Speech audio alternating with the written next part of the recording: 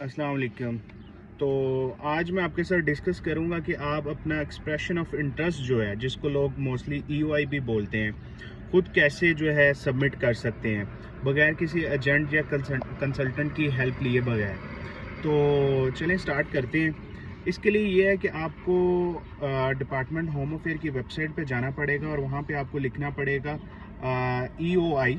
ठीक है, जैसे ही आप ईओआई लिखेंगे तो आपके सामने एक स्किल सेलेक्ट का पोर्टल ओपन हो जाएगा। आपने स्किल सेलेक्ट का पोर्टल ओपन करना है और वहाँ पे जस्ट कह लें कि 15 to 16 सेकंड में आपका अकाउंट बन जाएगा। आपने अपने आप को रजिस्टर करना है, आपने अपना ईमेल देना है और उसका पासवर्ड सेट करना है और आपने वहाँ पे लॉगिन हो जाना है। अच्छा, आप जैसे ही आप लॉगिन होंगे तो आपके पास जो है जो पोर्टल है वो सबसे पहले आपकी पर्सनल डिटेल पूछेगा, जिसमें आपका नेम है, गिवन नेम है, आपकी डेट ऑफ बर्थ है।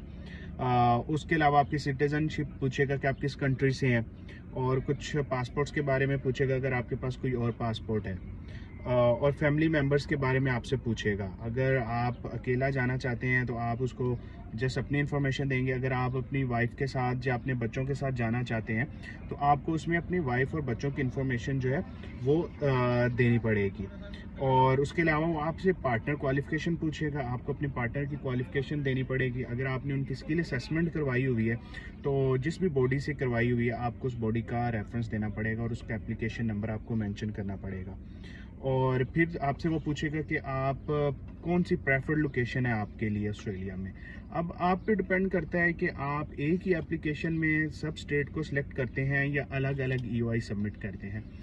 मोस्टली आजकल जो प्रेफर किया जा रहा है वो अलग अलग ईओआई जो है वो सबमिट की जा रही है हर स्टेट के लिए और हर वीज़ा कैटेगरी के लिए। ठीक है, अब इसके बाद आपका जो नेक्स्ट सेक्शन होगा वो आपसे इंग्लिश लैंग्वेज के बारे में इंफॉर्मेशन मांगेगा। ठीक है, आपने उसको इंग्लिश लैंग्वेज के बारे में अपनी डिटेल देनी है। अगर आपने पीटी दिया, आइलेट्स दिया है या कोई भी टेस्ट दिया, और ईच कंपोनेंट के आपको मार्क्स वहाँ पे मेंशन कर देने हैं। और नेक्स्ट वो आपसे ऑस्ट्रेलियन स्टडी रिक्वायरमेंट पूछ लेगा। अगर आपने ऑस्ट्रेलिया से स्टडी की हुई है तो आपने यस पे क्लिक कर देना, और अगर आपने वहाँ से नहीं की हुई तो आपने नो पे क्लिक कर देना। ठीक है, और फिर कम्युनिटी लैंग्वेज के बारे में आपसे पूछेगा। वहाँ पे अगर आपने नाटिव वगैरह किया हुआ है तो यस, अदरवाइज नो। और एजुकेशनल हिस्ट्री में आपने फिर प्रोवाइड करना है कि आपने किस प्रोग्राम में अपनी ग्रेजुएशन या मास्टर किया हुआ है, किस यूनिवर्सिटी से किया हुआ है, और उसकी वो आपसे टाइम ड्यूरेशन पूछेगा कि कब से लेकर कब तक आपने किया हुआ है। ठीक है, और उसके बाद फिर आपसे वो स्किल असेसमेंट के बारे में पूछेगा कि आपने स्किल असेसमेंट किस बॉडी से करवाई हुई है। आप उस बॉडी को मेंशन करेंगे, आप अपना ऑक्यूपेशन मेंशन करेंगे। और अच्छा, अगर फॉर एग्जांपल आपने इंजीनियर ऑफ ऑस्ट्रेलिया से करवाई हुई है तो जब आप उसको सर्च करेंगे तो आपको direct option engineers of Australia का नहीं मिलेगा। ठीक है, तो वहाँ पे आपने कंफ्यूज नहीं होना। आपने जो ऑप्शन पे क्लिक करना है वो होगा the institute of engineers Australia, और आगे ब्रैकेट्स में लिखा होगा फॉर्मली इंजीनियर्स ऑस्ट्रेलिया। आपने ये इसको क्लिक करना है और उसके बाद आपने अपनी डेट ऑफ असेसमेंट जो आपकी उसके आपकी असेसमेंट के ऊपर लिखी होगी आपने वो लिख देनी है और साथ उसका रेफरेंस नंबर मेंशन कर देना है। नेक्स्ट सेक्शन जो होगा वो आपके एम्प्लॉयमेंट से रिलेटेड होगा। आपने उसमें अपनी तमाम एम्प्लॉयमेंट जो आपकी इंजीनियर ऑफ ऑस्ट्रेलिया ने फॉर एग्जांपल असेस करके दी हुई हैं आपने वो सारी मेंशन करनी है।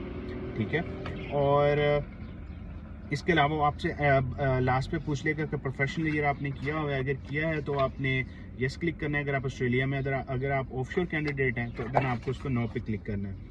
और उसके बाद जो लास्ट पेज होगा वहाँ पे जस्ट डिक्लेरेशन है, और वो आपने ऑलमोस्ट सब चीज़ों पे यस ही क्लिक करना है कि आपने इन्फॉर्मेशन रीड किया है, राइट इन्फॉर्मेशन दी है, किसी किस्म की कोई मिसलीड इन्फॉर्मेशन नहीं दी।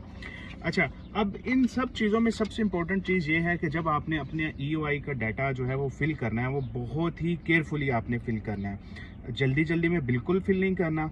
हर एक चीज़ को बहुत डिटेल से आराम से आपने फिलअप करना है ताकि कोई भी इंफॉर्मेशन जो है आपकी मिसलीड ना हो। अगर फॉर एग्जांपल आपने कुछ ऐसे इंफॉर्मेशन वहाँ पे प्रोवाइड कर दी जिससे फॉर एग्जांपल आपके जब पॉइंट्स थे स्किल सेलेक्ट पे वो 80 पॉइंट बन रहे हैं, और जब आपको इन्विटेशन आ गया, और अब इन्विटेशन आने के बाद जब आपने वीज़ा एप्लीकेशन सबमिट की है और एक्चुअल में आपके पॉइंट 75 बन रहे हैं, तो आपको स्ट्रेट फॉरवर्ड जो है डिपार्टमेंट से रिजेक्शन रिसीव होगा। तो इस चीज़ का आपने ख्याल रखना है। Thank you.